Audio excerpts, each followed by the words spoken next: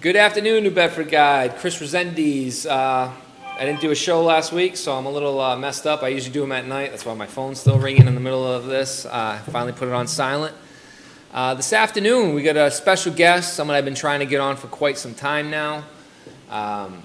This gentleman is a savior to some teachers in this region. As you know, we had a contentious relationship with his predecessor. The teachers did, and a lot of the parents did as well. It was a thorn on the administration side. Some of it just, some of it unjust. Today's guest, Superintendent of Schools Thomas Anderson, is here, and we're just going to do a little quick introduction, ask him a few questions, and help you get to know your Superintendent of Schools. Dr. Anderson, is it? Nope, just Mr. Mr. I like you even better. Mr. Anderson, thank you for taking the time. I know that I appreciate you've been pretty busy getting around to all the schools and doing what you got to do, getting to learn your staff, and probably building your own team right now as you're going through the process. It's been, what, about a month? July 1st is the first official day. I'm saying, yeah, for you, but I'm saying your job, the school year in general. Yeah, just about a month, a little over a month. Your job is a 365 job. It's not a teacher or student job, as we all know. I'm just going by the new school year. Most parents, most viewers view the school year September to July. A lot of changes with you coming in, personality-wise. First and foremost, I've heard from multiple sources, you're probably the first superintendent in a long time to get a standing ovation welcoming your staff this year. Have you gotten around to dealing and talking with your staff, the support staff, not so much administrative principals and so forth, but the boots on the ground, your teachers, your paraprofessionals, your school nurses, guidance counselors? Are you taking the time to get in touch with these people and ask them what they want from you? You know, of course, it's a challenge in the beginning, being able to, reach everyone right away. But every opportunity I get when I'm in a building, I feel as though every adult in the building is a professional. Every opportunity to have a discussion about whether it's, taking care of cleaning the buildings, answering the phones, teaching the class, make sure we have a level of engagement, to be there. So I've had a few conversations, even during the summer, some informal conversations. Visiting the buildings. I was toured around by some of the building service staff a couple times just because of, the timing of it. Principal was tied up. They were the first people I saw, and we just walked around, we talked, get a real good sense of what it is that they're doing, what their needs are. And the same thing I'm saying now as far as, these are our schools. The schools belong to everyone. We know we have our parents, our students, but like I said, every staff person in my mind is a professional. And we need to treat everyone as a professional so we can all, we have to make this happen together. Absolutely. We just got reports from that were released last week, MCAST, and they were pretty positive. Yes. They were pretty positive. Me personally, I can't stand standardized testing. I think each individual is an individual. Exactly. And should be treated so. And that being said, an MCAST doesn't really jive with what I think is the model we need to take. How do you feel about MCAS scores, and are you implementing more of an individualized type of teaching, or are we going to stay on course and kind of teach towards standardization? What's your long-term vision as far as education with the city of New Bedford? First, I think that we have to make sure we're taking each child, each student from where they are to see that level of growth and increase. We know that MCAS, in my mind, it's a data point along the way. It can't be the end-all, be-all. We can't be teaching to a test. We understand what the skills are. We know that it's an important data point, and we want to make sure we continue to do well and continue to have that growth. But I also look at we should be shooting beyond that. When we think about, for the high school level, the advanced placement scores, we have 18 advanced placement classes at the high school. Students take the SAT, they take the ACT, PSAT. So those should be data points along the way. So when we look at MCAS, it should be a given that we're going to do well as we continue to approach that. So when you mentioned about individualized learning, we talk about personalized learning. There's a lot of work with that, with socio-emotional learning and a lot of initiatives that the state, is working on and sharing with us. I don't believe we can't work with just trends and those things that cycle through. Good education is good education. I mean, in terms of good teaching is good teaching. If we equip our teachers with those skills, support them, make sure that we're listening to their voice and seeing what's really taking place in the classroom. That's how we tackle, all those other things that need to be done. Also seeing that, we have to have a curriculum that needs to be pretty standard, but it doesn't mean we're so lockstep that people can't use their creativity. And as a teacher, I had that opportunity. I want to make sure our teachers are still being able to do, some of those things. Where I taught English, and we use music and art, forms, everything I could think of. I say everything's a teachable moment.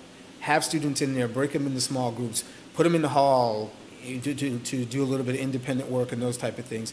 But again, there is that structure, and just kind of moving our mindset as far as how do we do that and feel safe about doing it where things aren't out of control. I like that. I mean, you're hiring individuals when you're hiring your teachers, and each and every person brings a different skill when it comes to the game of teaching. You got your forwards, you got your, we'll equate it to a sport. Exactly. Everybody's strength is different. Some are better at defense in a basketball game, others are shooters, others are passers. And to allow them to still play basketball per se, but yet play to their strength, I mean, is a great thing. And that's where I kind of lose the standardization, and the same can correlate with the students. Each student brings a strength. And if you can work that strength towards whatever subject they're learning, that's why, like you said, the singing and all that stuff, it's something that I think needs to take place more now. And I think we maximize those opportunities. So, for example, everyone has, whether it's an iPhone or whatever they are, so everyone has a phone for the most part. We need to embrace that a little bit more, that level of creativity that we can pull into the classroom. Again, I always have to qualify, because yes, there have to be some rules, there have to be those things. But if students are used to doing that, how can we take those and maximize it? How do we pull more of the technology that we have access to into the classroom? The same thing we talk about, use the analogy about basketball. Well, the game is, you're still 2 points, it's still a basket. They moved it back a while ago, so you have 3 points. None of that really changes. The rules are still the rules. However, you have to adjust, and you train. You train our staff. We work with it to get to enjoy the new part of the game that kind of exists. So what you're trying to do is take care of two problems at once: the problem of taking kids' phones away all day, and actually utilizing them for something positive other than Snapchat. Exactly, because the whole thing is, if we don't have to take them, and we can utilize it as an educational tool, that's good. Some may not be, they're not quite there yet in understanding that you can't do Snapchat in class. But on the other side of it is, I bet you, and I know we have more students that are inclined to do exactly what we ask them to do. They're there as long as we're engaging them and really supporting their own thinking and that level of creativity when they can see, okay, I can buy into this. And I think that's how we really move and continue, growing as a district. Excellent, excellent. Now, continue with this standardization and moving along. I took a trip over to Alma the other day, and I was thoroughly impressed with that school. I truly was. They have a good operation there, and I did see a lot of different tools in teaching. Would you ever say, hey, Will, I want to go check out your operation over there, and maybe, it's good. I mean, no matter what career field you're in, to go see other people and how they're doing it, and say, hey, maybe I can learn from you, and now he goes to your school, we can learn from that as well. Are you establishing that role with these charter schools? Because I bring up charter schools because I have to. Right now, it's like the big thing. We talked pre-show a little bit where, funding and whatnot, and we'll get to that as well, the funding aspect of it. But I'm going to be honest with you, I saw some stuff there that was really, really positive. I had a great experience there, and I think a lot of the parents are fortunate to have their children there. And I would love to see, being that my wife's a teacher in the district, her to have these opportunities to bring in some other stuff. All she can do right now is dress up her classroom. I ain't going to tell you how much she spent this year to do so, because I wasn't too happy about it. But some of the ideas, the way different types of math they're teaching, the way that they kept the students engaged with hand signals and stuff like that. Something that maybe a quick trip out to see Will out there, maybe, So, give a quick piece of background. So when I left from being a principal in Maryland, I went to Chicago to open a charter school. So we're there for a couple of years and got a full understanding of how that whole, of how that world works. Excellent. And then, came back to the East Coast, to the D.C. area, or into D.C. to be an assistant superintendent. Then, going to Randolph and then coming here. I share that because I do have an understanding of how that relationship works. So I've already visited Alma Global to get things started. I've had a couple of meetings with them. We had a meeting the 26th of September where we hosted all of the city educational organizations, so to speak. So the charter schools, private schools, independent, whoever exists here. And then we had representatives from my office. So it wasn't, a New Bedford Public School meeting, but a meeting how we could kind of work together and see what are those next steps. Excellent. Now, going into, using Alma as an example, I've seen, the time I was there, I saw some good things taking place.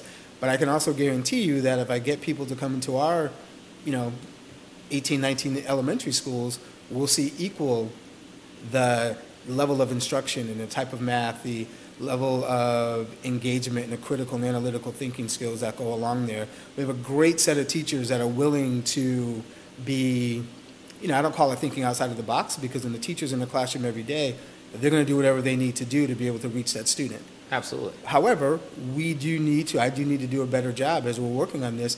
How can we support our teachers to be more creative?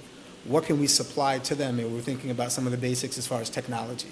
There are these headsets that we had, and I played around with the other day to see how many of those can we get for our students so they can be in there and see a virtual world and bring the science and, the marine life to them versus, we have to lose class time and go on all these field trips and do those type of things, which is still important, and we can factor that in there. But on a daily basis, being able to do some of those things. So that level of creativity that we're able to see at those charters, we are able to, it's not even replicate it. I think a lot of our schools have been doing it. We need to do a better job at being able to expose and share that that's what's taking place in our classrooms. Excellent, excellent. To continue the non-traditional learning aspect of the conversation, I'm a huge advocate of vocational training. Okay. I do not think it should just be limited to New Bedford Voc. I do remember there was a time in New Bedford where they were doing wood shop and all that other stuff. Is that a priority to you to teach some people some real life skills? And offer different stuff than what's just offered now, the space, the math, the sciences. But let's get into, small time engineering type stuff, electrical engineering. There's small little stuff that you can already start learning at a young age where, it'll actually get the child advanced in looking into his real future. I mean, if we think about, some of those things, as a child, I like to play with Legos. And we think about we're not realizing that there's a level of engineering that's taking place, and you're putting all this stuff together, and you're working with your hands, and you're incorporating your, again, the critical thinking skills and math, and when you're having to work with a partner and negotiating how you can have one piece versus this piece and those type of things. Those are the aspects of what takes place now in our buildings. And again, just enhancing that and making sure we're a little less, doesn't mean the standards get lower. In my mind, the standards actually can go up. Absolutely. But to make sure that level of rigidity as far as what's lockstep, and really take a moment with our teachers, because it's hard to do professional development once school is started. And that's where the disadvantage is, because, all teachers, those that are performing at a higher level and those that are still kind of building their skills, no one likes to be out of their classroom during the school year. And you mentioned your wife as a teacher, and I think if you say, yes, professional development is great, but once we've started the year. So we're going to figure out a way, how do we better incorporate that, during the year when there's times when, teachers, it's a long day. And I know that at heart we want to do everything we can for our students, but I have to make sure we're taking care of our adults too. Otherwise, if we're not able to do that, that new way of thinking that we're trying to put out there, it's not going to translate, it's not going to transfer to our students. That's a great segue, because I was actually going to ask you about that. What are you doing to keep the good morale going right now? And you kind of just touched upon it. You go to the private sector and you look at these companies, when they're hitting quarterly sales reports and it's looking good, what do? They do dinners, they do some catering, or they do, gosh, I've been with my buddy, he took his whole team out, paintball, and it's a team building thing. It shows appreciation. Exactly. I know in a Strat district, we can't go out and just spend 10 grand on some paintballs. But are you thinking of ways to maintain this morale? Because it does trickle down into the classroom. My most immediate impact is the interactions I'm able to have with the principals. So when you visit buildings and just being an open person, I mean, I'm going to be a real person. I'm going to be who I am. It is a little bit of a challenge because, those private companies have private money. We have public money, and I got to make sure, hey, we're doing right by our funding and those type of things. But really just building those relationships with our principals and just being accessible and being honest when I have the opportunity to be in those buildings. And, you know, you can't just tell people, well, trust me, and this is what we're going to do. You have to live by that. And, You got to show it. You know, and I think that opportunity of really having those informal visits of when I come in, although I call them informal, we're still looking at what's going on for real, but allowing feedback and having that real two-way communication. I think just, you know, making sure there's a level of respect. Absolutely. Past couple of years, we've come across some ugly videos that made it on social media, kids acting out in classrooms. Okay. I've talked to a few educators who don't feel like kids are getting disciplined when they should. Okay. There's been times where stuff's supposedly been squashed to keep it out of the public's eyes. Yeah.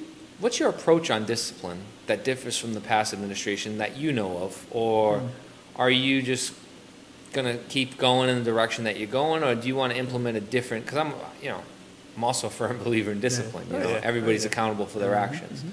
And you should learn that from a young age. And unfortunately, we're in an urban city where some people don't have that accountability instilled in them at a young age.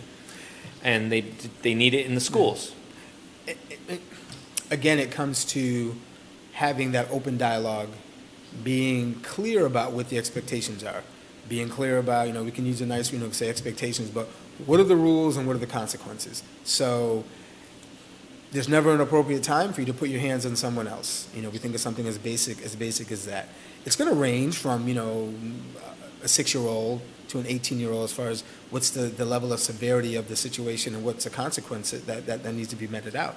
But for me, there has to be one. And I'm going to support our staff in terms of there are things we can do to minimize, to be preventative, and there are consequences for the action. So just because we work out things and we have conversations in the beginning, there still has to be some sort of consequence. I think what gets a little confusing sometimes is, well, what does that look like? A suspension is not always an answer to a problem. Community service may be instead. Or having a discussion for some, that's all they need. So I think really giving a little bit more time to what's the teachable moment? What are we trying to teach that individual? But also making it clear that these are the rules, these are the expectations. So before we get to that point of having to give out that consequence, are we taking the time on the front end so that way students are very clear about this is the possibility, what can happen? Making sure parents are very clear, I'm not going to allow for a small number of individuals to disrupt the learning and the education of several others. So it doesn't mean we're going to take and, throw people away. That's not what I'm saying. But we cannot have it where the masses that are here and they're committed to our school system, they're confident in the education that they're getting, to have those type of disruptions, interrupt the educational process. Excellent. So it goes back to what I was talking about earlier, is treating them all as individuals, and rather, Exactly. everybody's got a different plan. Yeah, but there are, we can do. Well, there are exactly. there are definitely steps that needed to be taken. Yeah. I don't want people thinking that, well, every situation is going to be a case by case. When this is the infraction, that's the rule. We can talk about it, but you got to have a real good reason why that consequence shouldn't come out. So. Excellent. Funding. Funding is an issue. You come from other districts. Yeah. How does New Bedford's funding compare to other districts? It varies a little bit. Being out of state, that makes it a big, much bigger, different type of conversation. When I was a principal, I was in a district in Maryland where there are 200 schools. So the funding is a little bit different. I was in a building where, we benefited a little bit because of, the population we had, some of the needs and some of those things. So we were able to get a little bit more than some of the other schools that may have been a little bit more affluent, less challenges in some ways and those type of things. So coming here and we talk about, and I'll be honest, still trying to figure out, learning all the ins and outs of the net school spending formula and the charter formula and those type of things. So I'm paying a lot of attention to see how that works. But I do know the budget that we have, making sure that we're using it, being very responsible with it. We can always say there's always a limit to the budget that has been allocated to us. I look at, what exactly are we doing with it? What are our priorities within that budget? How am I going to go next year? So as we're looking at things now, I'm already thinking about, okay, what do we need for next year? evaluating how well we are using that budget right now when we talk about professional development, social emotional learning, individualized education, all of those pieces. How do we maximize that right now, and what do we need more of, if any, for next year? So the formula piece is one thing that we need to look at, yes. But I need to be able to go into that conversation knowing exactly what we need versus, well, the formula needs to be changed because we need more money. That could very well be true. But I want to be more informed to say we need more money specifically for these items in these areas to make sure the overall system is growing. To continue on that topic, what are some of the things that you actually see that you need already for next year that you're like, hey, I've dealt with this in the past.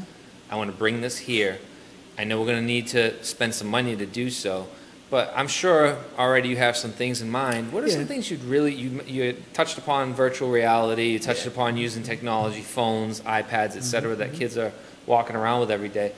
But is there something in particular that you want to move towards that can move the New Bedford schools onto the next level, and you might be actually thinking outside of the box like we've termed a couple times here? Is there something specific that you see right now that you actually want to implement in New Bedford?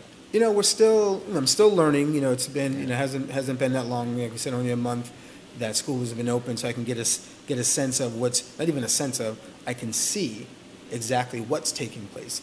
So I can't say what we need more money for just yet, but I do know that a priority for me is making sure that the level of professional development and using technology in a way that will continue to engage. It'll engage students, but also rejuvenate some of our staff and our adults to make them more excited about it, which will definitely make our students more excited about it. So when we look at how have we outfitted some of our classrooms.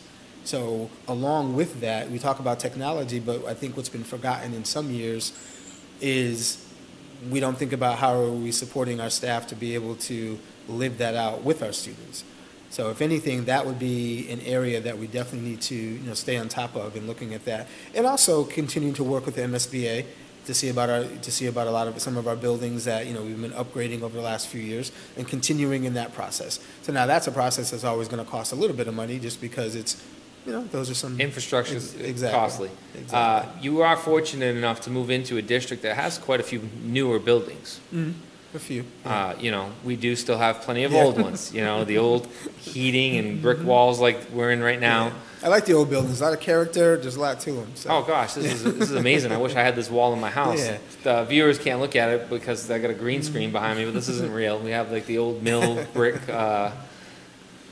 old school look, and I'm a fan of it myself.